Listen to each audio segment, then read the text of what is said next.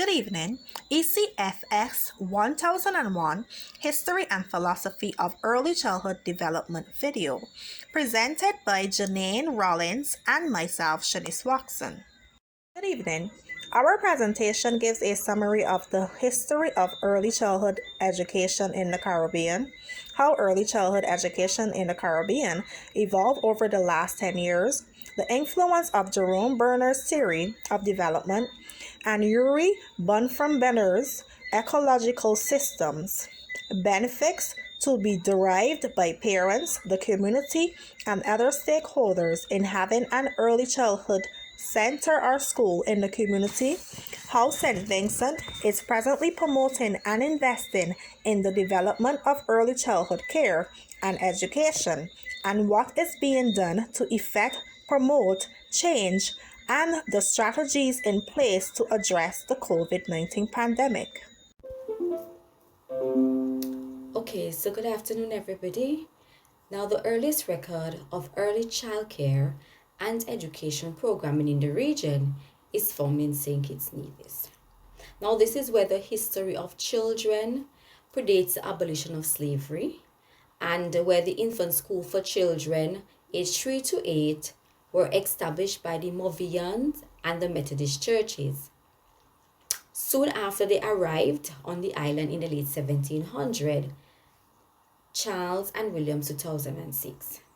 Now it was at this period the children went back to work on estates, ages 6 to 8, which resulted in teaching of reading, writing, and arithmetic.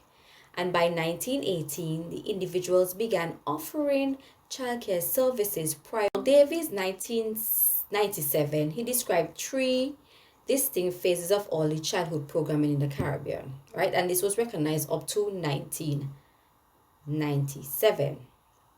Now, the first phase, it commenced from the post-war period to 1969.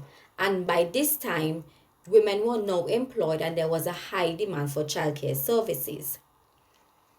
The second phase occurred in the 1970s, and that is when training began for early childhood education. And this was because of a conference that was headed by UNICEF under the heading The Needs of the Young Child in 1967. Now, this highlighted the social and economic condition of countries and the impact on the children's development. The third phase, there was a rapid accumulation in the provision of the early childhood services. Right by the late 1980s to 1990s, most of the Caribbean countries offered childcare services, right? Because now these programs added awareness to expectations that parents will provide growing range and inputs and stimuli to children, creating correct environment rather than to just catering for their basic needs. ECFS 1001 Unit 1, page 50. Early childhood education has evolved over time in many ways. Across the Caribbean, they have decided to implement a number of early childhood programs and country action plans. With the Caribbean Action Plan as a framework, many countries have now reformed their educational system with a strong focus on early childhood education. The purpose of the plan is to ensure that the system is operating at all levels. This program targets children at 2 stages of development, birth to 2 years and 3 to primary school entry. Early childhood education across English-speaking Caribbean countries examines attempts at caring for and educating young children with context of child-rearing beliefs and practices. In some countries, both parents and teachers believe in the early academic training. Over the past 10 years, learning has taken a new turn. Today, more equipment and resources are available other than textbooks. Technology is becoming a key factor also for teaching and skills. Today's learning is more experiencing through age and appropriate skills. However, there are much more subjects available which focus on practical skills and other approaches to learning, such as social and emotional development, physical development, and health, language literacy, communication, mathematics, creative arts, science, and technology. Also, social studies. There are more specialized teachers and education experts in the early childhood curriculum. It is more differentiated. It focuses on teaching of skills through the context of subjects and STEM. Today, early childhood education has reformed, which means it has transformed in a huge way. Evolution of education today is blended learning, online classes, experimental activities. Chalkboards has been replaced by screens. There are free abilities of content, use of machine learning and artificials. Early childhood education today also focuses on creativity, critical thinking, elaboration, learning skills, literacy skills, and life skills. Bruno proposed three modes of representation. We have the inactive mode. And when you talk about the inactive representation, it begins from the ages of 0 to 1 and involves encoding and storage of information. It is the first kind of memory which is used within the first year of the child's life, right? And then we move on to the ionic representation, and information begins at ages 1 to 6, and this is stored as sensory images. Now these are visual, like pictures in our mind, and also thinking is based on using other mental images such as hearing, smell, or touch. Then we move on to the symbolic representation, and knowledge is stored mostly as words. So mathematical symbols and in other symbol system, and this develops from the age of 7 onwards. It is where information is stored in code or symbol such as language. They are flexible and can be manipulated, ordered and classified, so the user isn't constrained by actions or images. Now, Boyfriend Brenner divided the person's environment into 5 different systems. We have the microsystem, the mesosystem, the exosystem, the macrosystem, and the chronosystem.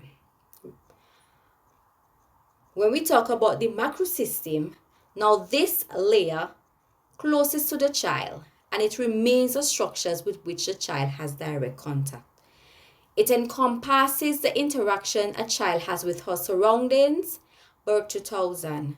Structures in the microsystem include family, school, neighborhood, childcare, and environment. The mesosystem, this provides the connection between the structures of the child's microsystem. Birth to 2000. And examples, we have the connection between the child's teacher and his parents, between his church and his neighborhood. The exosystem, this layer defines a larger social system in which a child does not function directly. This layer impacts the child's development by interacting with some structure in her microsystem. Now, the child is not directly involved in this level, but he does feel the positive or negative force with the interaction within his own system. Bach 2000. The microsystem, this layer may be considered the outermost layer in the child's environment.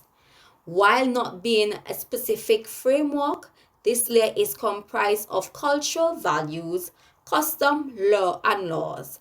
Bach 2000. The chronosystem, this encompasses the dimension of time as it relates to a child's environment. Now, the elements within this system can either be internal, such as the physical changes that occur in the aging of a child, or external, such as the timing of a parent's death. Teachers and parents should keep good communication with each other and work together to benefit the child. Teachers should be understanding of the situation their students' families may be experiencing, including social and economic factors that are part of the various systems. Once there's good parent-teacher partnership, this shape this should shape the child's development in a positive way. The child must be active in their learning, engage both academically and socially. They must work as a team with their peers and get involved in meaningful learning experiences to enable positive development. Evans 2012. The benefits of parents. Early childhood centers in the community helps uplift the foundation of a child's life. Parents will support and help them with their self-esteem and build relationships. It also allowed parents to be independent. Parents will be able to participate in the workforce and be economically self-sufficient and balance their work and family needs. Benefits of the community. The community is beneficial in many ways. The impact it has in the workforce, culture, and our society. It allows children to grow emotionally, intellectually, and physically. Their relationships and the community. The community has an essential role to play in the growth and development of its young people. The community in early childhood becomes the supportive, positive, uplifting foundation of a child's life. Children are given the opportunity to build relationships that support their emotional and physical development. Benefits of stakeholders. They build relationships with families. They discuss the positive and negatives, which will give families an idea of what their child have accomplished and what needs to be improved. Having two-way communication. It is important that educators have feedback from parents and caregivers. Stakeholders will raise awareness of the importance of early childhood development. Share the importance of early childhood development with families. St. Vincent recognized the importance of improving the quality of education. They promote and invest in the development of a child through equity and equality in education, which is based on the Convention of the Rights of a Child. They promote harmonizing education, policies, and procedures, implementing a 6 to 9 month academic recovery program, promoting online learning through policy recommendations on learning platforms, teachers training for primary and secondary levels, students' well-being, and the procurement of distributing of devices, which is based on the Ministry of Education's COVID-19 response plan. A thorough cleaning of the entire school compound must be done prior to the reopening of all schools. All workspaces, laboratories, specialist rooms, and classrooms must be properly ventilated. Keep all windows and doors open wherever possible. All staff and students who must take public transportation to school should wear a face covering and comply with all the necessary precautionary measures. Enforce the hand hygiene protocol at the point of entry. Staff and students must wash their hands or apply an approved alcohol-based hand sanitizer on entry to the school compound. NEMO 2020. Ensure regular cleaning and sanitizing of desks, chairs, and the general classroom, laboratory, or specialist room before and after use. An updated list of contact numbers for the COVID-19 hotline, district health facilities, district health nursing supervisor, district police station, community health promotion officers, district environmental health officer, and NEMO response team should be kept on record and be readily available. Encourage students, teachers, and staff who are unwell to stay at home and notify the health official within the health district. Limit the number of persons entering the school compound or premises. People who are not directly involved with the school's activities should not be allowed entry. NEMO 2020. And in conclusion, early childhood education has advanced in many ways over the years. It went from having classes in private homes of individuals to formal classroom setting, and now in this COVID-19 pandemic, there is online and blended classes. We discussed how beneficial having an early childhood center is to parents, the community, and stakeholders, and the strategies put in place to aid with early childhood education in this pandemic period by our sister island.